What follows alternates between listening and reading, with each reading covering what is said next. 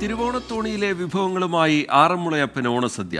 ആറന്മുള ക്ഷേത്രക്കടവിലെത്തിയ തിരുവോണത്തോണിയെ ദേവസ്വം അധികൃതരും ക്ഷേത്ര ഭാരവാഹികളും ചേർന്ന് വഞ്ചിപ്പാട്ടിന്റെ അകമ്പടിയോടെയാണ് സ്വീകരിച്ചത്. പ്രതികൂല കാലാവസ്ഥയിലും നിരവധി ഭക്തരാണ് തിരുവോണത്തോണിയെ വരവേൽക്കാൻ എത്തിയത്.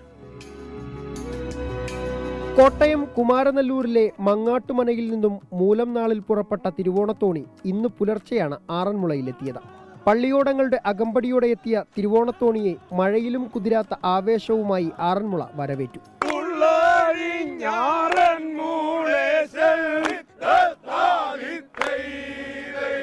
അപ്പോൾ എത്ര മഴയാണെന്ന് പറഞ്ഞാലും തിരുവോണത്തോണി വരുമ്പോൾ ഞങ്ങൾക്കതൊരു വിഷയമല്ല. ഓണം ഇത് തന്നെ ഉത്രട്ടാതിയാണ് വലിയൊരു ഓണം. ഞങ്ങൾ ഈ ചടങ്ങെല്ലാം കഴിഞ്ഞതിന് ശേഷം ഞങ്ങൾക്ക് ഭക്ഷണം തയ്യാറാക്കത്തുള്ളൂ, ഓണസദ്യ. കാട്ടൂരിലെ 18 തറവാടുകളിൽ നിന്നടക്കം ശേഖരിച്ച മങ്ങാട്ടു ഭട്ടതിരി കൊണ്ടുവന്ന വിഭവങ്ങൾ കൂട്ടിച്ചേർത്താണ് തിരുവാറന്മുളയപ്പന് സദ്യ. സദ്യവട്ടത്തിന്റെ ചെലവ് കഴിഞ്ഞുള്ള തുക അത്താഴപൂജ കഴിഞ്ഞ പണക്കിഴിയായി മേൽശാന്തിയിൽ നിന്നും ഏറ്റുവാങ്ങി ഭണ്ഡാരത്തിൽ നിക്ഷേപിച്ചാകും ഭട്ടതിരിയുടെ മടക്കം.